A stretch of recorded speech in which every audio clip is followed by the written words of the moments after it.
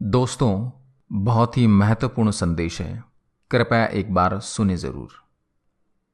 गैर हाजिर कंधे। विश्वास साहब अपने आप को भाग्यशाली मानते थे। कारण यह था कि उनके दोनों पुत्र आईआईटी करने के बाद लगभग 1 करोड़ रुपए का वेतन अमेरिका में प्राप्त कर रहे थे। विश्वास साहब जब सेवानिवृत्त हुए तो उनकी इच्छा हुई कि उनका एक पुत्र भारत लौट आए और उनके साथ रहे। परंतु अमेरिका जाने के बाद कोई पुत्र भारत आने को तैयार नहीं हुआ। उल्टे उन्होंने विश्वास साहब को अमेरिका आकर बसने की सलाह दी। विश्वास साहब अपनी पत्नी भावना के साथ अमेरिका चले गए, परंतु उनका मन वहां बिल्कुल भी नहीं लगा और वे भारत लौट आए। दुर्भाग्य से विश्वास साहब की पत्नी को लकवा हो गया और पत्नी पूर्णतः पति की सेवा पर निर्भर हो गई। प्रातः नित्यक्रम से लेकर खिलाने पिलाने, दवाई देने आदि का संपूर्ण कार्य विश्वास साहब के भरोसे पर था। पत्नी की जुबान भी लकवे के कारण चली गई थी। विश्वास साहब पूर्ण निष्ठा और स्नेह से पति धर्म का निर्वाह कर रहे थे। एक रात्रि विश्वास साहब ने दवाई वगैरह देकर भावना को सुलाया और स्वयं भी पास लगे हुए पलंग पर सोने चले गए। रात्रि के लगभग 2 बजे हार्ट अटैक से विश्वास साहब की मृत्यु हो गई। पत्नी प्रातः 6 बजे जब जागी तो इंतजार करने लगी कि पति आकर नित्यक्रम से निवृत्त होने में उसकी मदद करेंगे। इंतजार करते करते पत्नी को किसी अनिष्ट की आशंका हुई।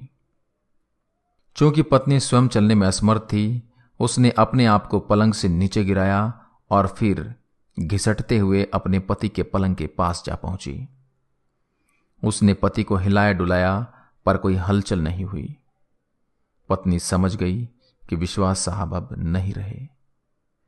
पत्नी की जुबान लकवे के कारण चली गई थी, अतः किसी को आवाज देकर बुलाना भी पत्नी के वश में नहीं था। घर पर और कोई सदस्य भी नहीं था। फोन बाहर ड्राइंग रूम में लगा हुआ था। पत्नी ने पड़ोसी को सूचना देने के लिए घिसटते हुए फोन की तरफ बढ़ना शुरू किया।